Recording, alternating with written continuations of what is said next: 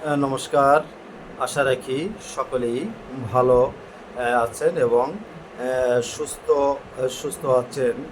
Warrant না থাকার কারণে সাবেক রাষ্ট্রপতি আব্দুল হামিদকে গ্রেপ্তার করা হয়নি। তদন্ত চলছে, প্রমাণ হলেই গ্রেপ্তার করা হবে।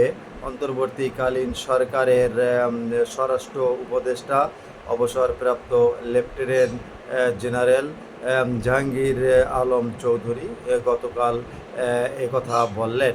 অর্থাৎ সাবেক রাষ্ট্রপতি প্রায় 1 মাস চিকিৎসা শেষ করে থাইল্যান্ড থেকে গতকাল দেশে ফিরেছেন। দেশে ফেরার পরে এ প্রসঙ্গে স্বরাষ্ট্র উপদেষ্টা বললেন,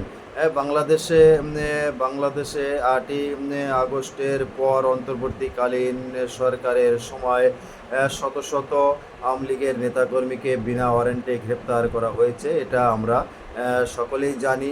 স্বরাষ্ট্র উপদেষ্টা মহোদয়ের কাছে কি এ সম্পর্কে কোনো তথ্য নেই? জনগণের মনে এ ধরনের প্রশ্ন জাগছে।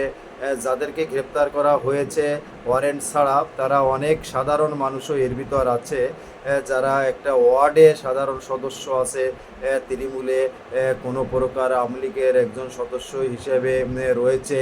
অর্থাৎ সাধারণ জনগণের মতোই তারা রাজনৈতিকভাবে কখনো কোনো সুযোগ সুবিধা পায়নি।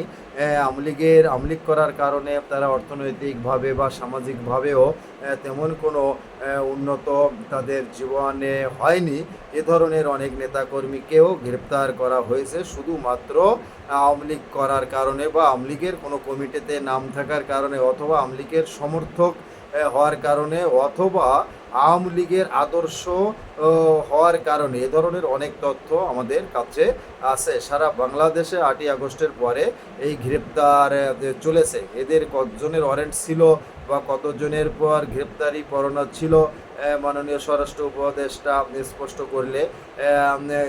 করলে জাতি উপকৃত হতো।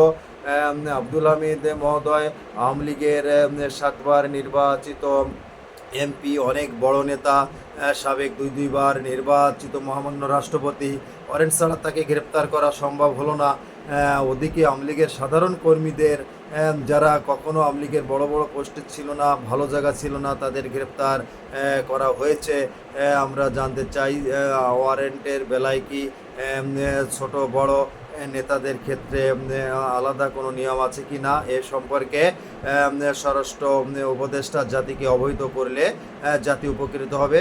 আপনারা সকলে ভালো থাকবেন। আজকে এ পর্যন্তই আপনাদের সাথে শেয়ার করলাম। নমস্কার।